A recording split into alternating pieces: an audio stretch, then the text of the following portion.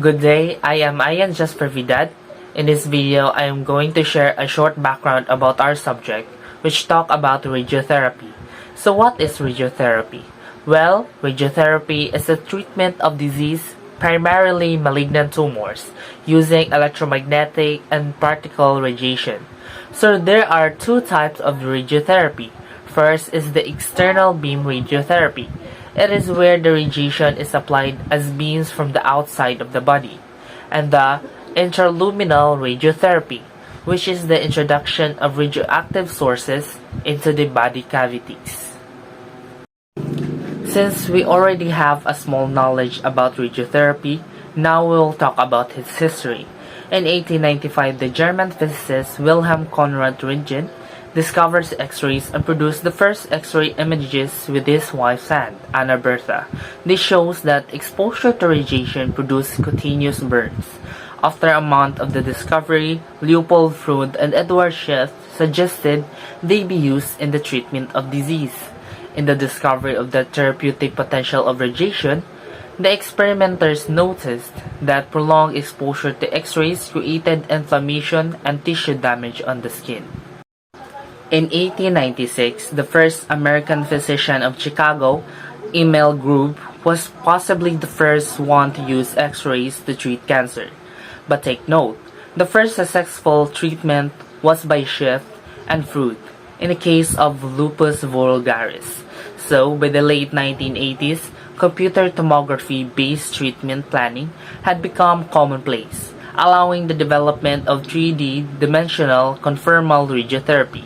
And today, radiation therapy is in the midst of yet another important technological revolution, namely image-guided radiation therapy. So what are the aims of radiotherapy? First is the radical radiography. This treatment is intended to cure the patient disease, given with a high dosage, and lastly, the palliative radiotherapy. This is to relieve the distressing symptoms of advanced disease, keep to a low dosage to give a minimal side effects. So how does radiotherapy work?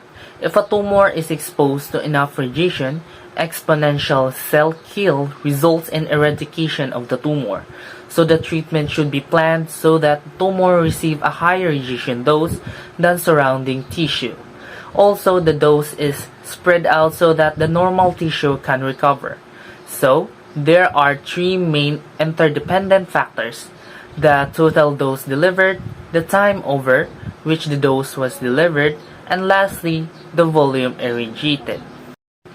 There are two radiation effects: the acute radiation effects, which can be seen in tissues which divide and repopulate frequently and may occur concurrently with tumor destruction and will subsequently heal with minimal long-term or late effects. And the second one is the late effects, which occur in highly differentiated tissue but does so only in response to a stimulus produced by cell death in tissue. Radiotherapy also depends on how strong will be the penetration, and there are 6 types of it. First is the Green's ray therapy, which is below 20 kilovolts, contact therapy, which is 40 to 50 kilovolts, superficial therapy, which ranges from 50 to 150 kilovolts. The orthovoltage therapy, also known as the deep therapy, which ranges from 150 to 500 kilovolts. The supervoltage therapy, that ranges from 500 to 1000 kilovolts, which is a high voltage therapy. And lastly, the megavoltage therapy, with an X-ray beams of energy up to 1 megavolts or greater. The dose absorbed is not dependent upon the tissue type. In Compton process in skin pairing and build-up effect, in few centimeters of tissue, skin receive a relatively low dose.